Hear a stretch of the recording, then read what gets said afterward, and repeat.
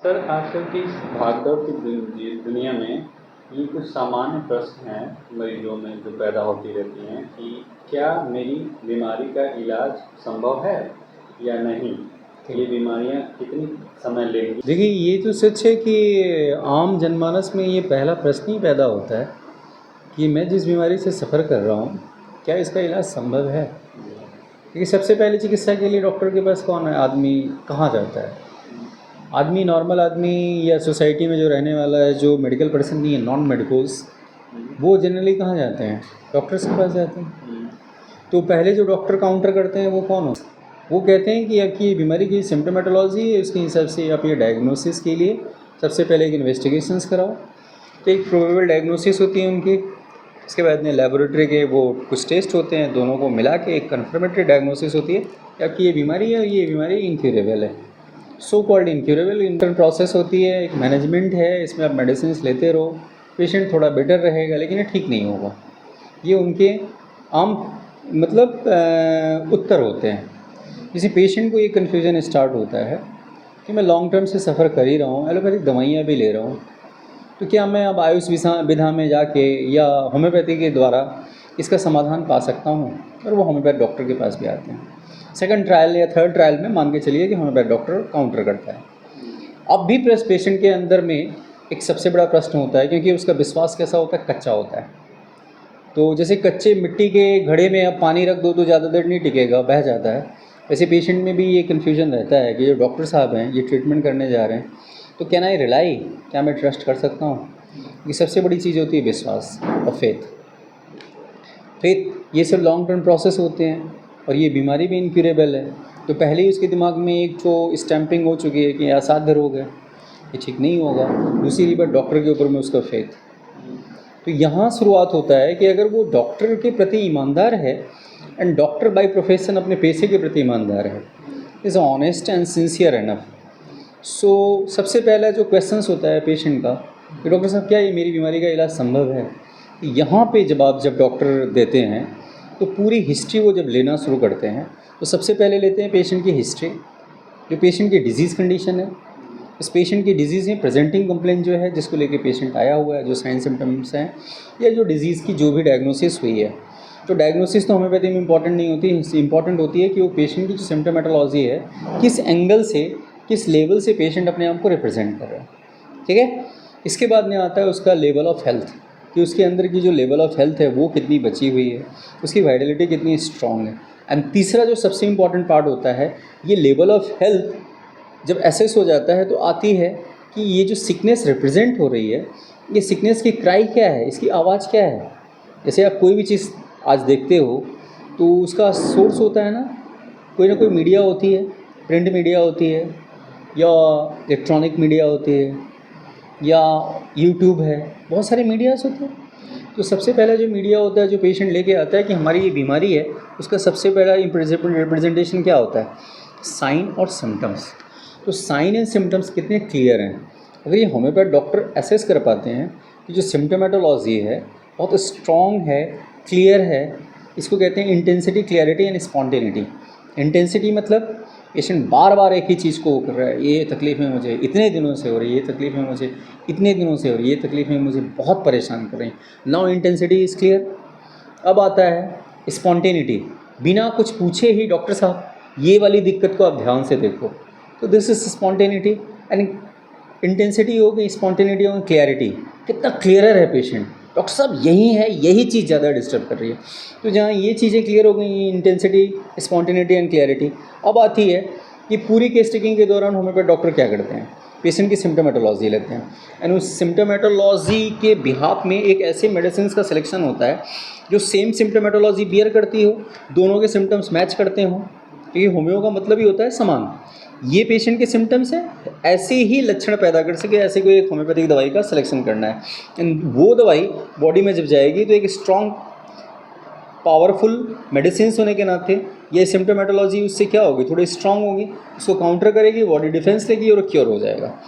अब ये डिपेंड करता है कि जो क्योर के प्रोसेस में वो सिम्टोमेटोलॉजी कलेक्शन कर रहा है, जो ट्रैकिंग कर रहा है कि हमको जो टूल्स मिल रहे हैं या जो हमारे रास्ते पता चल रहे हैं, इन इन सिम्टोमेटोलॉजी में क्लियरिटी, स्पॉन्टेनिटी एंड इंटेंसिटी ये तो हो ही गई, एंड किस लेवल से पेशेंट रिप्रेजेंटेशन दे रहा है। अब इसमें बहुत इंपॉर्टेंट पार्ट आ जाता है जो होम्योपैथी का होता है कि जितनी स्ट्रॉन्ग सिम्टोमेटोलॉजी होगी, जितना क्लियरर पेशेंट दे पाएगा। पेशेंट की सिम्टोमेटोलॉजी के 3 लेवल होते हैं, एक मेंटल होता है, एक फिजिकल होता है एंड एक होता है इमोशनल लेवल। तो फिजिकल लेवल में भी 2 पार्ट आता है। जैसे सिम्टोमेटोलॉजी को अगर ब्रॉडली क्लासीफाई किया जाए तो होम्योपैथी में सिम्टोमेटोलॉजी के 3 पैटर्न होते हैं। एक कॉमन सिम्टम होता है, एक पार्टिकुलर सिम्टम होता है और एक होता है जनरल सिम्टम। पार्टिकुलर क्या होता है? Particular is related to a particular organ. जैसे कोई एक ऑर्गन में अगर कोई ये मस्सा है नाक के ऊपर, ठीक है, ये एक पार्टिकुलर हो गया। कॉमन मतलब जो हर इलनेसेस में कॉमन है। जैसे आपको डायरिया होने से भी कमजोरी आएगी, बुखार होने से भी कमजोरी आएगी, सर्दी खांसी होने से भी कमजोरी आएगी, या 2 दिन आपको अच्छे से नींद नहीं आई तब भी थोड़ी कमजोरी लग रही है। ये नॉर्मल है, ये कॉमन सिम्टम है जो हर सिकनेस के पैटर्न में कहीं ना कहीं देखने को मिलता है। अगर कॉमन सिम्टम्स पेशेंट लेके आ रहा है तो वी कैन नॉट रिलाई कि 100% क्योर होगा। पार्टिकुलर भी लेके आ रहा है, लेकिन पार्टिकुलर अगर वो 3 पार्टिकुलर अगर कहा जाता है होम्योपैथी में कि 3 पार्टिकुलर अगर मिल जाते हैं तो इट बिकम्स ए जनरल। जैसे मेरे हाथ में भी जलन है, पेट में भी जलन है, सर में भी जलन है, now burning is a strong point, तो यहाँ पे हम इसको रिलाई कर सकते हैं। लेकिन अगर कॉमन पार्टिकुलर को छोड़ दिया जाए तो एक सबसे इंपॉर्टेंट पार्ट होती है जो general symptom, the patient as a whole represent करता है, मेंटल एंड फिजिकल। अगर वहाँ से सिम्टोमेटोलॉजी रिप्रेजेंट हो रही है तो we can rely on that. यहाँ पे हमारा जो इंफॉर्मेशन होगा वो सटीक होगा, रिलायबल होगा एंड 100% ट्रस्टवर्दी होगा। अब आता है कि हमारी जो सिम्टोमेटोलॉजी है वो हमने कलेक्शन कर ली। होम्योपैथी में सबसे इम्पॉर्टेंट पार्ट और आ जाता है कि जो हम प्रिस्क्रिप्शन करते हैं, एक ये सवाल पैदा होता है कि जो सिम्टोमेटोलॉजी कलेक्शन हुई है, सिम्टोमेटोलॉजी का कलेक्शन हो गया, पेशेंट ने अपनी सिकनेस बता दी, अब ये जो मेडिसिन सिलेक्शन होगी या ये पेशेंट क्या क्यूरेबल है कि नहीं, ये क्यूरेबिलिटी डिपेंड करती है जिस लेवल से वो सिम्टोमेटोलॉजी को रिप्रेजेंट कर रहा है। एंड तीसरी जो सबसे इम्पॉर्टेंट पार्ट हो जाती है वो होती है कि जब भी सिम्टोमेटोलॉजी का कलेक्शन होता है तो कहीं ना कहीं एक सेंटर दिखाई पड़ता है, इसको कहते हैं इसेंस। हर पेशेंट की सिकनेस कहीं ना कहीं एक पॉइंट पे रोटेट करती है। जिस आदमी का मैनिपुलेशन नेचर होगा वो आदमी दूसरों को कैसे भी करके टोपी ही पहनाएगा और उससे अपना काम निकालने की कोशिश करेगा। तो इसकी सिकनेस सेंटर्ड होगी अराउंड मैनिपुलेशंस। जिस आदमी में ग्रीड होगा उसकी सिकनेस भी कहीं ना कहीं घुमा फिरा के उसकी ग्रीड के अराउंड ही रोटेट करती रहेगी। और जिस आदमी में अफेक्शंस या सेंटर में इमोशंस होंगे उसकी पूरी सिकनेस इमोशंस के इर्द गिर्द ही रोटेट करती रहेगी। जैसे होम्योपैथी में सबसे इम्पॉर्टेंट पार्ट आ जाता है ग्रिड के बारे में, मैनिपुलेशंस के बारे में तो हम लोग बात करते ही हैं। सबसे बड़ी चीज़ आ जाती है कि किस पेशेंट में क्या देखना है।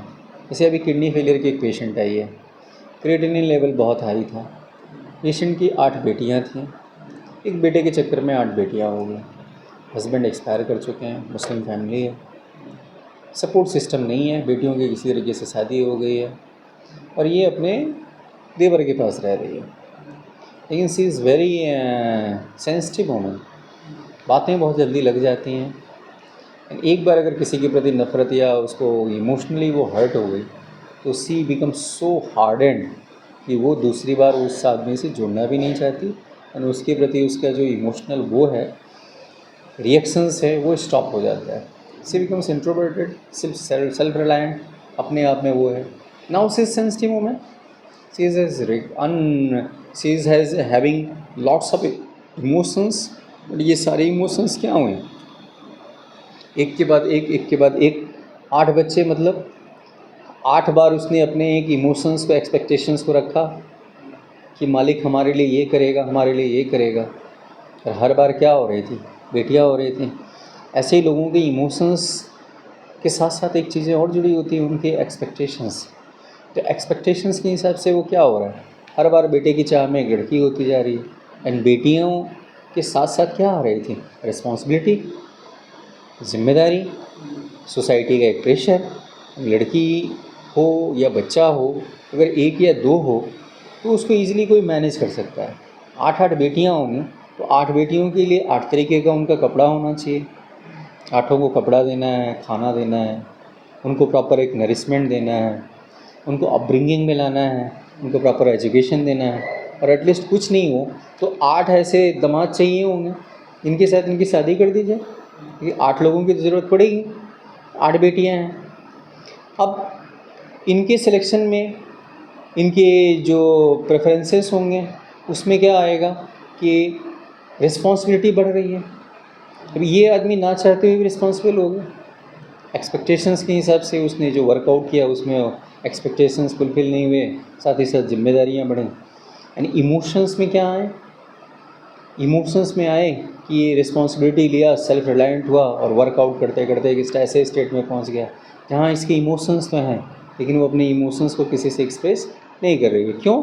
सेंसिटिव है, थोड़ा सा भी बात लग जाता है तो कोई भी आपकी मदद करेगा तो कुछ ना कुछ तो आपको कहेगा ही। बहुत कम ही लोग हैं जो बिना किसी एक्सपेक्टेशंस के आपकी मदद करें। अब ऐसे सिचुएशंस में वो हमारे पास लेके आई हैं किडनी पे प्रॉब्लम, किडनी फेलियर की जब प्रॉब्लम लेके आई तो मैंने उनको जब बढ़िया से ऑब्जर्व किया तो मुझे समझ में आया कि उनकी सेंसिटिविटी का लेवल बहुत हाई था। साथ ही साथ उनकी जो सिकनेस रिप्रेजेंट हो रही थी, what ever may be the sickness, कोई भी बीमारी हो, अगर पेशेंट की सिम्टोमेटोलॉजी स्ट्रॉन्ग है, क्लियर है एंड वाइटलिटी का रिप्रेजेंटेशन बहुत अच्छा है, और ये रिप्रेजेंटेशन कहाँ से होता है? सिम्टोमेटोलॉजी के द्वारा होता है। तो हमारे पास जो सिम्टोमेटोलॉजी का सोर्स था वो क्या था? एक पार्टिकुलर कंडीशन कि क्रिएटिनिन बढ़ा हुआ है, दूसरा मेंटल लेवल, मेंटल जनरल बहुत स्ट्रॉन्ग था जिसमें सेल्फ रिलायंस था, इंट्रोवर्सन था। इसके बाद में हर्टेड, जब भी कोई इमोशनली उसको हर्ट करता है उसके बाद में नेक्स्ट टाइम वो उससे बात करना बंद कर देती है। सो on the behalf of that homeopathy में मेडिसिन आती है नेट्रम्यूर, जैसे नेट्रम्यूर पड़ी 50 मिलीसीमेल स्केल 0.4 में, पेशेंट के अंदर बहुत मैसिव चेंज आएगा और यूरिया क्रिएटिनिन लेवल 15 दिन में बहुत हद तक कम हो गया। अब ये डिपेंड करता है कि पेशेंट का ही ये प्रश्न था कि डॉक्टर साहब मैं तो किडनी फेलियर से सफ़र कर रही हूँ, मैं इनक्यूरेबल हूँ, क्या होम्योपैथी में क्यूरेबिलिटी है? अब ये जो एविडेंसेस हैं, जो पेशेंट में चेंजेस आए हैं, ये एविडेंसेस क्या सिग्निफाई कर रहे हैं? ये सिग्निफाई कर रहे हैं कि पेशेंट की जो सिम्टोमेटोलॉजी है अगर वो स्ट्रॉन्ग इनफ है तो disease is curable. Straightforward, Newton का third law, to each and every action there is equal and opposite reactions. So अगर पेशेंट की वाइटलिटी या सिम्टोमेटोलॉजी स्ट्रॉन्ग है जो रिप्रेजेंट कर रहा है, और ये सिम्टोमेटोलॉजी जो मेडिसिन्स हैं होम्योपैथिक उससे एकदम एग्जैक्ट मैच कर जा रही हैं, अगर सिमिलिया सिमिलिबस क्यूरेंटर का लॉ पूरी तरह से फिट बैठ रहा है तो कोई भी डिजीज़ क्यूरेबल हो सकती है, जो एलोपैथी या मेडिकल साइंस में कहा जाता है इनक्यूरेबल है। जैसे मेरे पास आउटो इम्यून डिसऑर्डर के केसेस हैं, आउटो इम्यून डिसऑर्डर के केसेस क्या होते हैं? इनक्यूरेबल माने जाते हैं। जैसे सार्कोइडोसिस हो गई, मेरे पास केस चल रहा है। हमारे पास लूपस मिलियरस डिसेमिनेटस स्पीसीज का केस है जो लोग कहते हैं क्यूरेबल नहीं है और पेशेंट रिकवरी में आ गया। हमारे पास रोमेटॉइड आर्थराइटिस का केस है जो लोग कहते हैं क्यूरेबल नहीं है, पेशेंट 100% रिकवरी में है। अब ये मैटर नहीं करता है कि मैं बहुत बड़ा काम कर रहा हूँ, मैटर ये करता है कि होम्योपैथी का एक अपना रोल है एंड उसके अगर प्रिंसिपल्स के हिसाब से जो पेशेंट की सिकनेस को देखने का तरीका है, अगर वो डॉक्टर लीनियंट होके मेटिकुलस वे में और हार्ड वर्किंग है एंड सिंसियर इनफ है और वो ब्रिंग आउट कर पाता है, एंड ये जो कलेक्शन ऑफ सिम्टम है from the patient itself and from patient party and observation made by the doctor, 3 sources of symptomatology। एक पेशेंट जो खुद डिटेलिंग करता है, I am the subject, I am having some subjective symptomatology.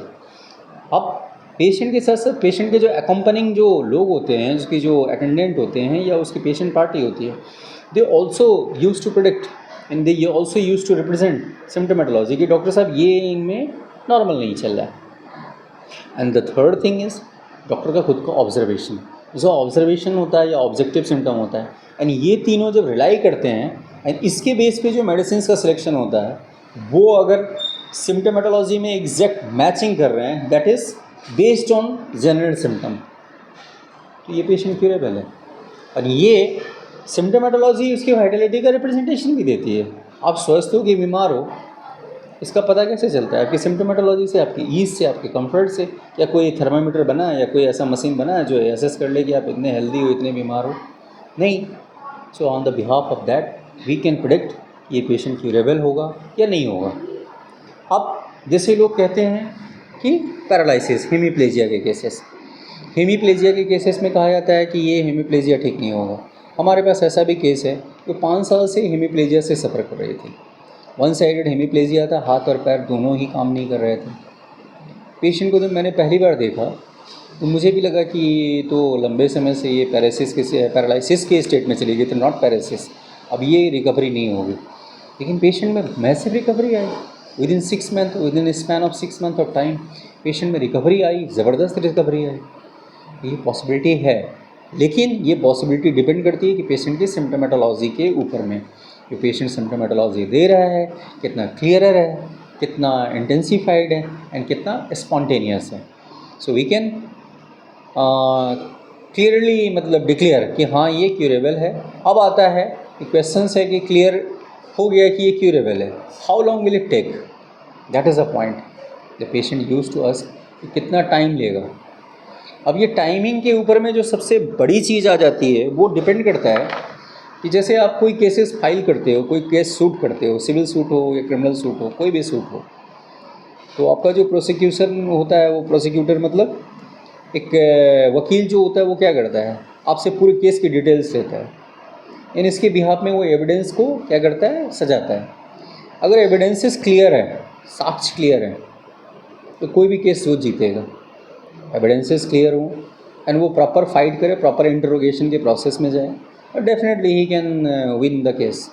लेकिन अगर evidences clear नहीं है, incidents के साथ फैक्ट मैच नहीं कर रहे हैं एंड वो प्रॉपर क्या कहते हैं इंटरोगेशन के प्रोसेस में नहीं जा रहा है, तो डेफिनेटली ये केसेस क्यूरेबल नहीं हो सकते, वो केस जीत नहीं सकता। वैसे जो क्यूरेबिलिटी का लेवल होता है, जब मेडिसिन बॉडी में जाती है तो 3 लेवल ऑफ सिम्टोमेटोलॉजी जो है, mental, physical and emotional level, उसमें सबसे इंपॉर्टेंट पार्ट में जो चेंज आता है वो मेंटल इमोशनल लेवल में आता है। फिजिकल लेवल में चेंजेस लेट आते हैं, लेकिन मेंटल इमोशनल लेवल में अगर चेंज आना शुरू किया तो धीरे धीरे फिजिकल लेवल में सिम्टोमेटोलॉजी स्टार्ट होती है, और यहीं से शुरुआत हो जाती है। हेयरिंग का एक लॉ है, from more important to less important organ, ज़्यादा महत्वपूर्ण अंगों से कम महत्वपूर्ण अंगों की तरफ, फ्रॉम विद इन आउटवर्ड, अंदर से बाहर की तरफ, and in the reverse order of their appearances of symptoms. And ये बेस होता है जिसमें हम प्रेडिक्ट कर सकते हैं या हम कह सकते हैं अपने पेशेंट से कि ये क्यूरेबल है और ये इतना समय लेगी।